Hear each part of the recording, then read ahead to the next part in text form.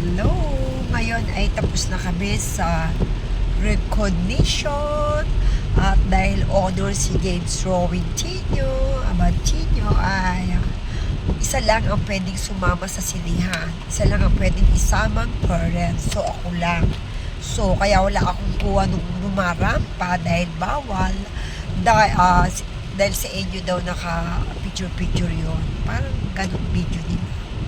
So, I enjoy naman ang aga namin kumising, alas 5 ng umaga. And then, nakagayak na kami ng 6.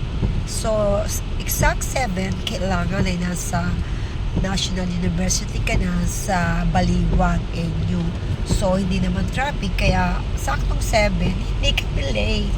Bali, pumarada kami, ayan. So, may isang ticket for one parent only kasi bawal yung double yung kasama, isa lang kasi merong seat number. Ang seat number ko ay number 15. So talagang sakto lang sa student and the parents. So kawawa naman si Daddy. Sa sasakyan lang ako. Ayan. Ano ginawa mo sa sasakyan? Natulog. Ayan. Natulog siya at kumain na lang. Kasi ang tagal din ng ceremony. Inabot din ng what time? 2 hours. 2 hours ang ceremony. 2 and a half. Ay, shout out nga pala sa bago kong naging kaibigan sa inyo. Ayan, shout out sa inyo. Yung nag-follow sa akin sa FB page Winona Abantino at nag-follow sa akin Winona Activities mo YouTube channel. Kasi natuwa sila sa akin. Imagine, napagkamalan akong ate. Tapos hinahanap nako, hindi ako nagsisinungaling ha. Hinahanap kay Rowan yung mami. Sabi ko, ako yung mami.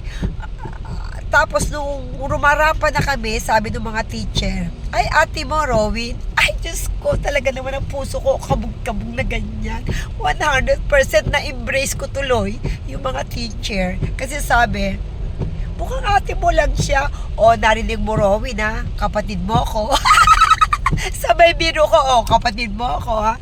Sabi ko, I'm 55 years old at hindi naman daw halata sa beauty ko yung pagiging 55.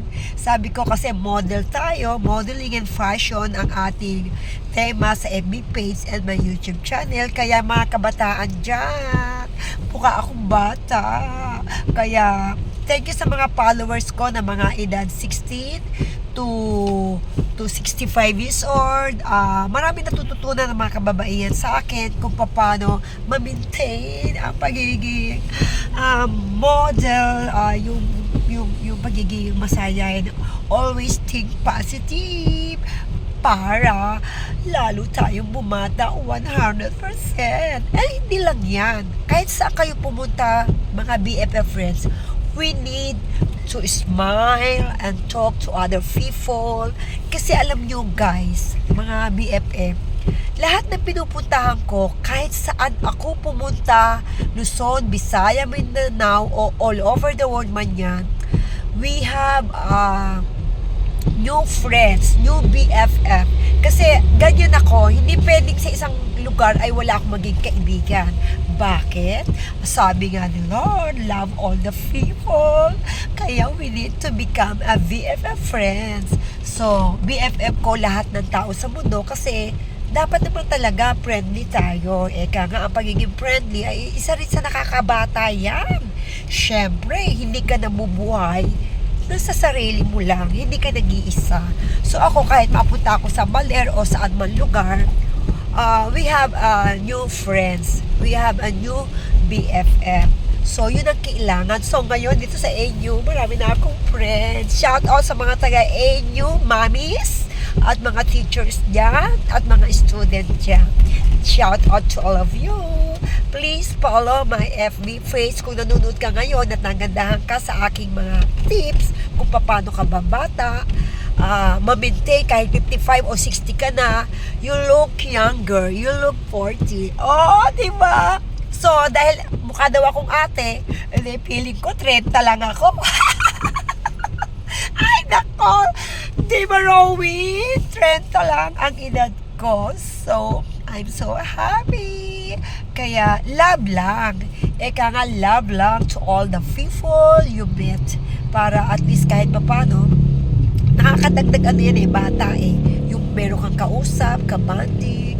So, thank you so much. Glory to God. Dahil, honor ang anak ko, honor sa National University, and glory to God talaga, kahit saan siya dalhin ni Lord na eskwelahan, lagi niyang na-maintain yung pagiging honor at lagi siyang may medal.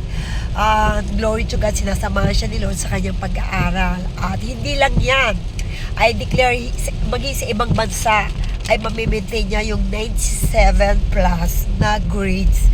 And glory to God, I declare sa entry ni Honggo niya exam sa De La Salle University ay maging 97 din uli ang kanyang grades. And glory to God, mayayari rin niya yung entry sa December, and N1 ay sa Japan, and N2 ay sa December, N1 ay sa Japan. So God favor, God blessing, God is really amazing God.